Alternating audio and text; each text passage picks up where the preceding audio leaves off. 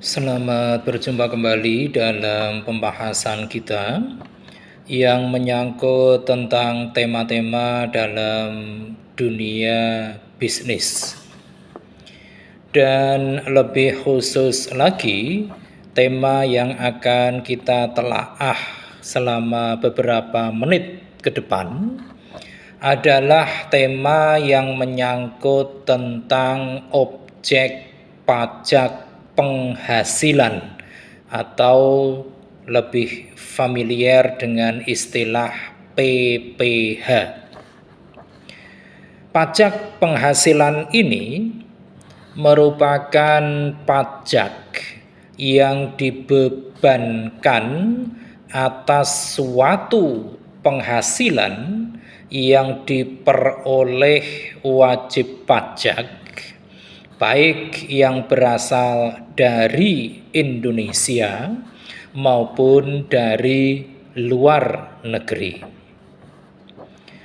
Adapun untuk kategori pajak penghasilan ini, yang pertama adalah pajak penghasilan ataupun PPH yang dikenakan pada wajib pajak orang pribadi yang terbagi atas pegawai serta bukan pegawai maupun pengusaha.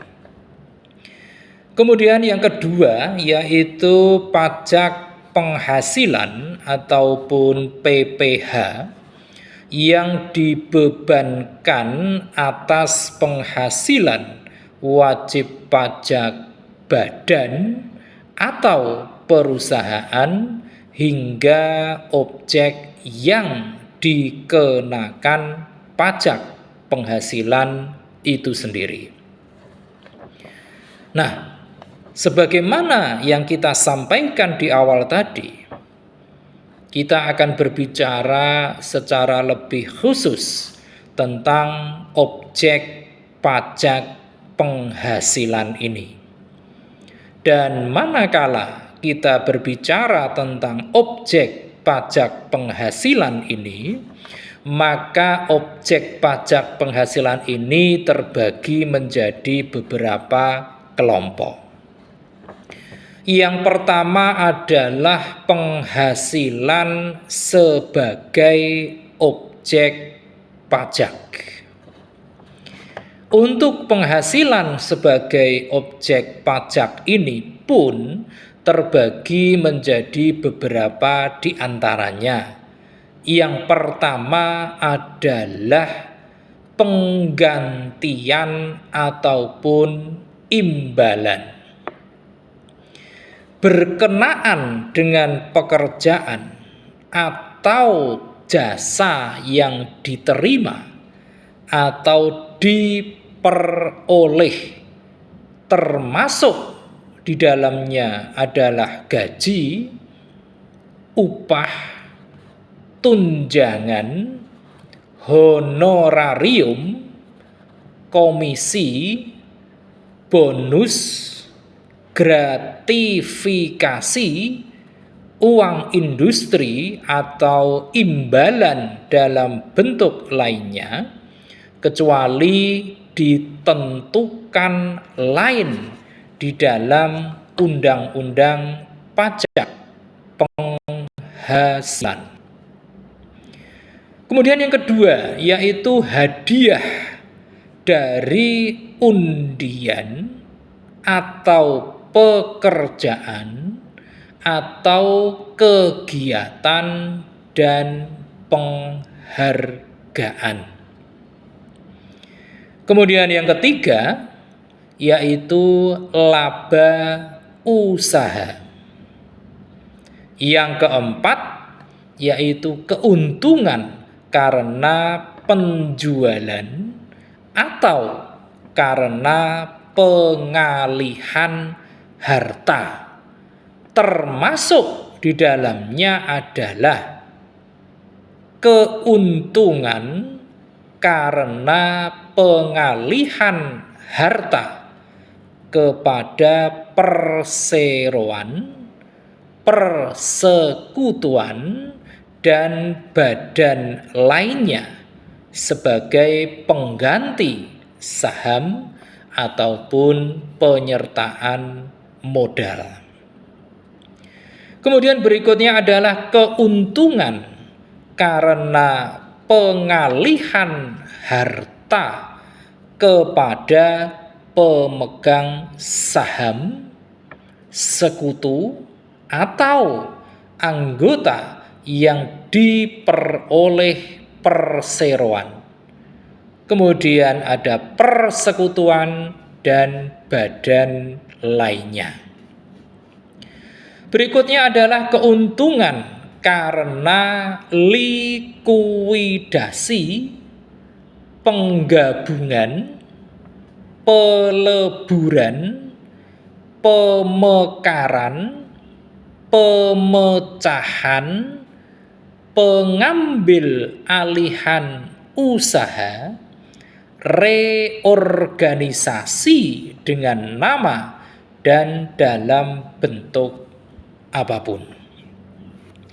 Kemudian berikutnya adalah keuntungan karena pengalihan harta berupa hibah, bantuan ataupun sumbangan, kecuali yang diberikan kepada keluarga sedarah dalam garis keturunan lurus 1 derajat dan badan keagamaan, badan pendidikan, badan sosial termasuk industri, koperasi, atau orang pribadi yang menjalankan usaha mikro kecil yang ketentuannya diatur lebih lanjut dengan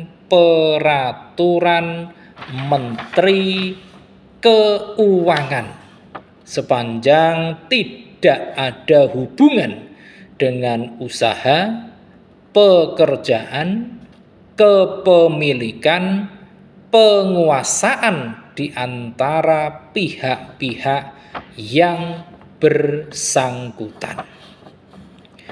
Kemudian berikutnya adalah keuntungan karena penjualan atau pengalihan sebagian atau seluruh hak penambangan, tanda turut serta dalam pembiayaan atau permodalan dalam perusahaan pertambangan. Nah, itu adalah yang berkaitan dengan keuntungan karena penjualan atau karena pengalihan harta.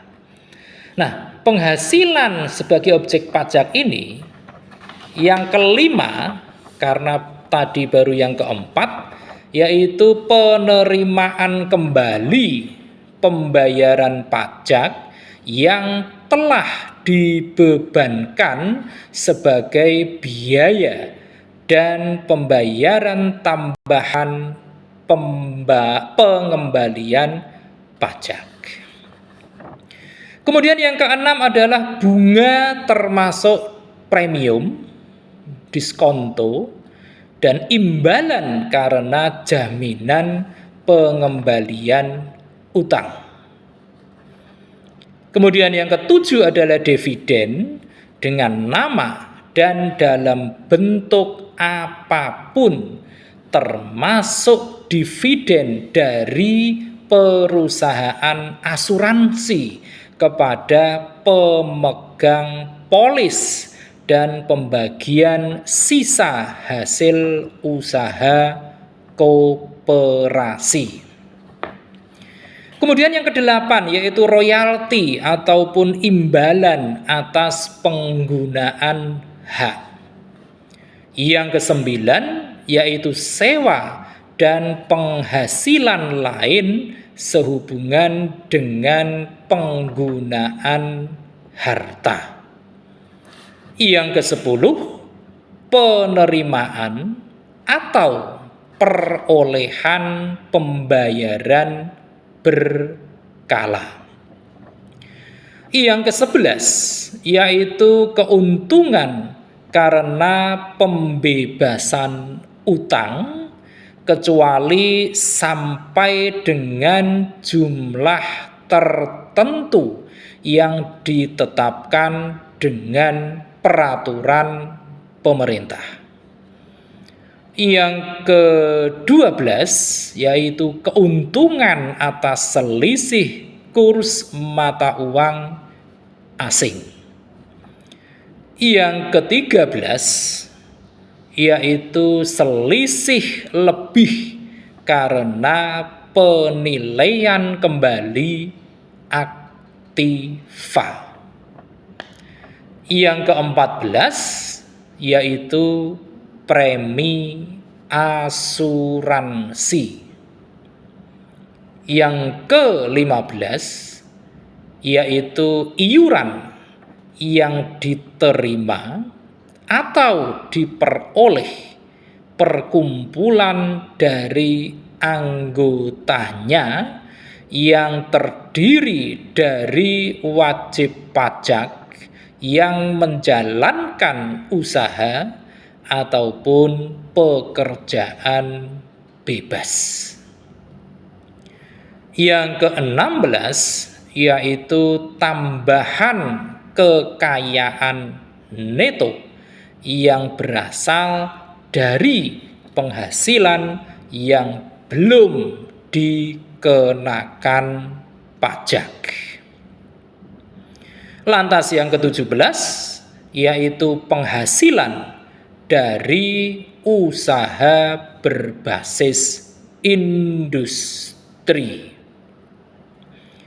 Kemudian yang ke-18 yaitu imbalan bunga sebagaimana dimaksud di dalam undang-undang yang mengatur mengenai ketentuan umum dan tata cara perpajakan. Dan yang ke-19 adalah surplus Bank Indonesia. Nah, ini adalah kelompok pertama, yaitu berupa penghasilan sebagai objek pajak. Kemudian yang kedua, yaitu kelompok penghasilan yang dikenakan pajak penghasilan final atau PPh final. Untuk penghasilan yang dikenakan PPh final ini juga terdiri dari beberapa, yang diantaranya yang pertama adalah penghasilan berupa bunga deposito dan tabungan lainnya. Kemudian ada bunga obligasi dan surat utang negara, dan juga bunga simpanan yang dibayarkan oleh koperasi kepada anggota koperasi orang pribadi. Kemudian yang kedua adalah penghasilan berupa hadiah atau undian. Yang ketiga yaitu penghasilan dari transaksi saham dan sekuritas lainnya. Kemudian ada transaksi industri yang diperdagangkan di bursa, dan transaksi penjualan saham ataupun pengalihan penyertaan modal pada perusahaan pasangannya yang diterima oleh perusahaan modal Ventura. Kemudian yang keempat, yaitu penghasilan dari transaksi pengalihan harta berupa tanah dan atau bangunan, kemudian usaha jasa konstruksi, usaha real estate, dan persewaan tanah dan atau bangunan. Serta yang kelima, yaitu penghasilan tertentu lainnya yang diatur dengan berdasarkan pada peraturan pemerintah. Nah, dari paparan yang telah kita sampaikan tadi, kalau kita telaah lebih lanjut, maka hampir tidak ada jenis-jenis penghasilan yang tidak terkena ataupun dikenakan pajak, utamanya pajak penghasilan ataupun PPh ini. Nah, tentu dengan adanya pungutan pajak penghasilan ini, nantinya dana yang terkumpul dari pungutan pajak penghasilan ini akan dapat digunakan semaksimal mungkin untuk pemberdayaan negara maupun seluruh pemerintah beserta rakyatnya. Dengan adanya kumpulan-kumpulan atas dana utamanya dari pajak penghasilan ini, pada titik-titik tertentu akan dikembalikan kembali kepada masyarakat, kepada warga negara dalam bentuk berbagai fasilitas, yang mana berbagai fasilitas tersebut dimaksudkan untuk lebih meningkatkan tata kelola kemasyarakatan maupun tata kelola pemerintahan, sehingga pada saatnya nanti akan tercipta suatu pertumbuhan ekonomi, di mana pertumbuhan ekonomi ini pada akhirnya akan lebih meningkatkan tujuan-tujuan positif dari diselenggarakannya proses-proses ekonomi. Nah, dengan adanya pajak penghasilan ini pula, maka nantinya negara akan lebih memiliki peluang untuk terus meningkatkan kapabilitasnya dalam perannya sebagai fasilitator untuk peningkatan kesejahteraan masyarakat.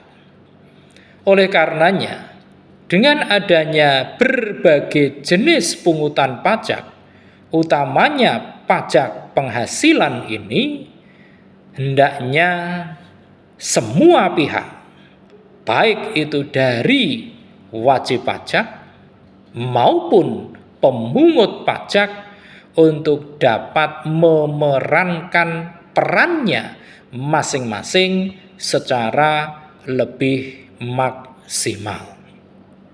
Kita tahu bahwa Indonesia saat ini telah menjadi salah satu kekuatan ekonomi dunia.